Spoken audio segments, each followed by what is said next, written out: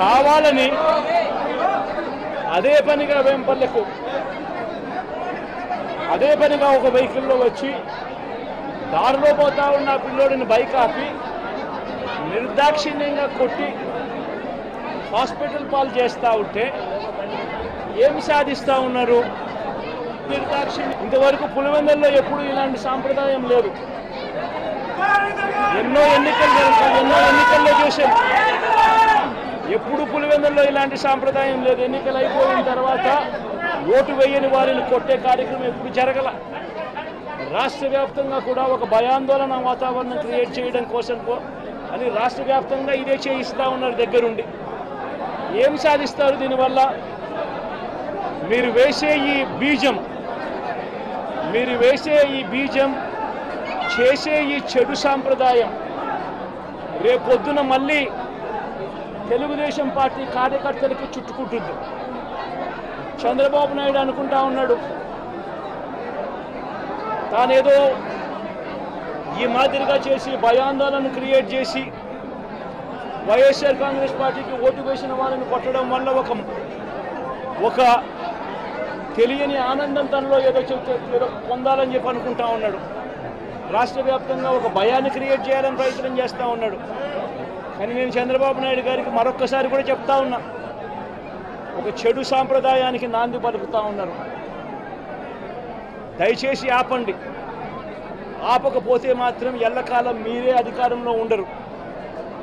అధికారం మారిన రోజున ప్రజలు చంద్రబాబు నాయుడు గారు చేస్తూ ఉన్న ఈ అన్యాయాలను చూసి శిశుపాలని పాపాలు పండినట్టుగా ఆ పాపాలు చాలా వేగంగా పండుతూ ఉన్నాయి. అధికారం మారిన రోజున తాను చేస్తూ ఉన్న ఈ చెడు సాంప్రదాయం తనకే చుట్టుకుంటుంది. ఈరోజు దెబ్బలు తగిలినా దెబ్బలు తిన్నా ప్రతి ఒక్కరూ కూడా రేపొద్దున ఇదే మళ్ళీ అటువైపున చేసేదానికి మీరంతటి మీరే బీజం వేస్తూ ఉన్నారు. ఇది సరైన పద్ధతి కాదు. నాయకులుగా ఉన్న మనలాంటి వాళ్ళం ఇలాంటివి ప్రోత్సహించాల్సిన పని ఎప్పుడు రాకూడదు, జరగకూడదు.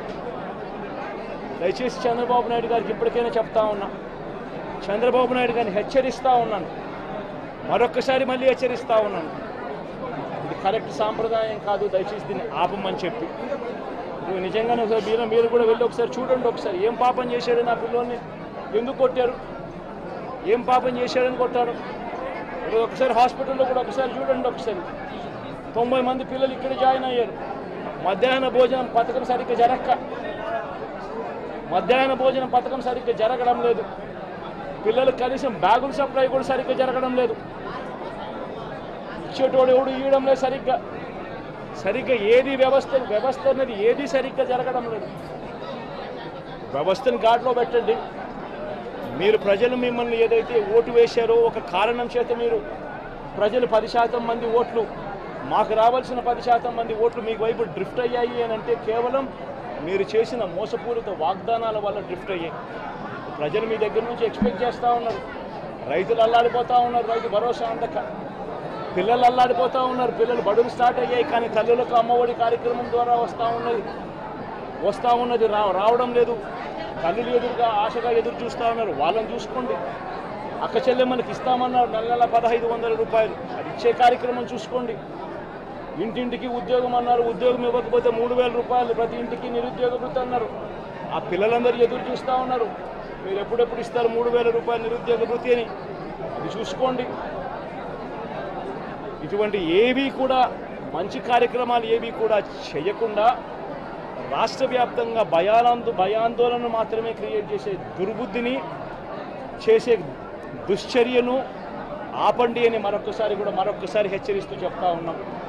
శిశుపాలను పాపాలు పండినట్టుగా వేగంగా జరుగుతూ ఉన్నాయి. తన పాపాలు పండడం అన్నది కూడా తను మర్చిపోద్దని సందర్భంగా మరొకసారి చెప్తా ఉన్నాం. అగ్రిమెంట్ చెల్లదు, నేను 3 రాజధానులు పెడతాను పెట్టాడు.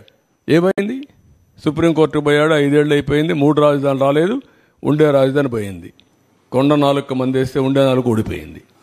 అదే అతను చేసిన పని. దానివల్ల ఎంత నష్టం వచ్చింది? లక్షల కోట్ల రూపాయలు నష్టం వచ్చింది. లక్షల కోట్ల రూపాయలు ప్రజాధనం ఆవిరైపోయింది. అందుకే నేను చెప్పాను, తిక్కలోడు సంతకు పోతే ఏమవుతుందని. అదే జరిగింది, తిరునాళ్ళకి పోతాయి. సార్ పవర్ ప్లాంట్స్ కి మీరు కూడా నన్ను ఎమోషనల్గా డిస్టర్బ్ చేయాలి, మీరు అది చేస్తారా? మీరు 5 ఏళ్ళు ప్రెస్ కాన్ఫరెన్సే చూడాల, మీరు మాట్లాడుతున్నారు దగ్గరికి వచ్చి మళ్ళా కాదు. నేను ఇంత డెమోక్రటిక్గా క్వశ్చన్స్కి అన్నిటికీ సమాధానం చెప్తాను, మీరు అడిగిన దానికి అన్నిటికీ సమాధానం చెప్తున్నా. నాకెందుకంటే I'm confident what I'm doing is right. I want to convince you, I want to take forward and convince people. Sir power ప్లాంట్స్కి కోల్ షార్టేజ్ అనేది బాగా ఇష్యూగా ఉంది సార్. అంటే 2 days కానీ 3 days కంటే కూడా ఎక్కువ ఉండటం లేదు. ఏది పవర్ ప్లాంట్స్కి కోల్ ఇష్యూ, కోల్ షార్టేజ్ ఉన్నాయి. అది అంటే 3 to 4 days ఉంది. ఇంకా అది కూడా బిల్డప్ చేయాలి, కోల్ కూడా బిల్డప్ చేయాలి. ఇవన్నీ ఎట్లుంటాయంటే ఇప్పుడు వర్షాకాలం వచ్చింది. ఎవడైనా కానీ ముందుంటే కామన్ సెన్స్ ఉంటే వర్షాకాలానికి మామూలు కంటే ఒకప్పుడైతే నేను నెలకు కూడా బిల్డప్ చేసాం. 10 రోజులు నెలకు బిల్డప్ చేశాం. ఇప్పుడు అది కూడా పోయింది. అలాంటి సమస్యలు ఉన్నాయి, అవి కూడా బిల్డప్ చేస్తాం. ఏం చేయాలో చేద్దాం. ఒకటి కాదు, చాలా సమస్యలు ఉన్నాయి. మీరు కూడా రాస్తే పాజిటివ్గా రాయండి, లేకపోతే ఎడ్యుకేటివ్గా రాయండి. ప్రజలకు ద్రోహం చేసే పని చేయొద్దని మీరు కూడా. సార్ ఈ హైడల్ పవర్ ప్లాంట్స్ నిర్వహణ లోపంలో ఉన్నాయి. రెండోది సీలియర్ పవర్ ప్లాంట్ ఒకటి నిర్మాణంలో ఆగిపోయింది సార్. ఆగిపోలా, ఇంకా ఉంది, ప్రాసెస్లో ఉంది. ఇక్కడ పిఎం సూర్యఘర్ అని డొమెస్టిక్ ఇచ్చారు, అది మీరు చెప్పిన ప్రోగ్రాం. కుసుమ్ అని బి అని ఫామ్ ల్యాండ్కి ఇచ్చారు. కుసుమ్ సి సబ్స్టేషన్ లెవెల్లో కూడా ఒక ప్రోగ్రాం ఇచ్చారు. అంటే సబ్స్టేషన్ లెవెల్లో డిమాండ్ సప్లై బ్యాలెన్స్ కోసం ఒక 50 మెగావాట్లు 60 మెగావాట్లు అక్కడ ఇచ్చి అక్కడ చేయడం. కుసుమ్ బి ఫామ్ ల్యాండ్లోనే వాళ్లకు సోలార్ అవన్నీ పర్మిషన్లు ఇవ్వడం, వాళ్ళు చేయడం. అదే మరి సూర్యఘర్ వచ్చి డొమెస్టిక్ ఇచ్చి రూఫ్ టాప్లో పెట్టడం. ఈ 3 ప్రోగ్రాంలు కూడా గవర్నమెంట్ ఆఫ్ ఇండియా ఇచ్చింది. ఇది ఏ విధంగా లాజికల్గా తీసేపోను విల్ టేక్ ఇట్ అప్. మొన్నే బీపీఎల్తో మాట్లాడాం, బీపీసీఎల్ వాళ్ళు కూడా వస్తున్నారు. అది వస్తే ఇక్కడ పెడతారా ఎక్కడ పెడతారా వాళ్ళ కన్వీనియన్స్ అవన్నీ మాట్లాడుకొని మ్యూచువల్లీ అగ్రీడ్ ప్లేస్లో పెట్టాలని, మన రాష్ట్రానికి రావాలని ఆశిస్తున్నా. Okay, thank you.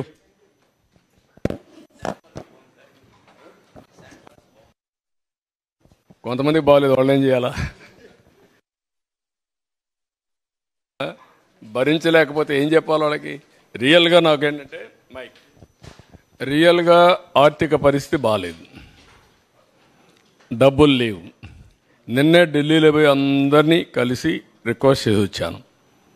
ఒక పక్క ఎవ్రీ డే టు డే 1,00,000 కోట్లు ఎంత ఉంది, అది కూడా రేపు ఎల్లుండి తీస్తాం. అప్పుడు ఫైనాన్స్ అప్పుడు చెబుతాం.